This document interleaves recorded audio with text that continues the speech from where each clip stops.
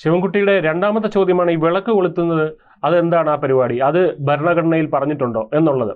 അപ്പോൾ ഇദ്ദേഹം നമ്മൾ ഭരണഘടനയിലുള്ളതല്ല അതുപോലെ പാലിക്കുന്ന ഒരു ഉത്തമമായിട്ടുള്ള ഒരു പൗരനായിട്ടാണ് ഇദ്ദേഹം ഇതെല്ലാം ചോദിക്കുന്നത്, ഒരു നല്ല കുട്ടിയായിട്ടാണ് ചോദിക്കുന്നത് നമുക്ക് തോന്നും.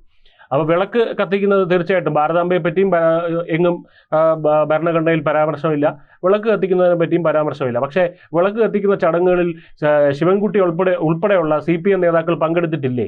അതിനെല്ലാം ഒരു മതപരമായിട്ടുള്ള മാനം മാത്രമേ ഉള്ളൂ. അതായത് നമുക്ക് കാണാം, ശാസ്ത്ര സാഹിത്യ പരിഷത്തിൻ്റെ ചടങ്ങുകളിൽ പോലും വിളക്ക് കത്തിക്കാറുണ്ട്. അതായത് വിളക്ക് കത്തിക്കുക എന്നുള്ളൊരു പ്രതീകമാണ്.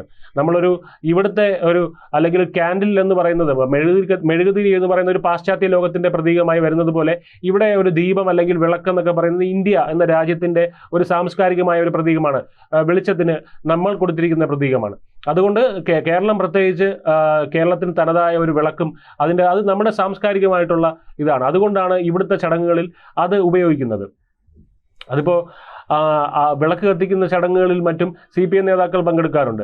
പക്ഷെ അത് ഇത്തരം ചടങ്ങുകളിൽ വിളക്ക് കത്തിക്കുമ്പോൾ മാത്രം അതിനൊരു രാഷ്ട്രീയപരമായിട്ടുള്ള മതപരമായിട്ടുള്ള ചായ്വ് അവർ നൽകുന്നത് അവരുടെ രാഷ്ട്രീയ താല്പര്യങ്ങളാണെന്ന് മാത്രമേ പറയാൻ പറ്റുള്ളൂ. കൂടുതൽ വാർത്തകളും വിശേഷങ്ങളും നിങ്ങളിലേക്ക് എത്താൻ ABC മലയാളം സബ്സ്ക്രൈബ് ചെയ്യുക, ബെൽ ബട്ടണും അമർത്തുക.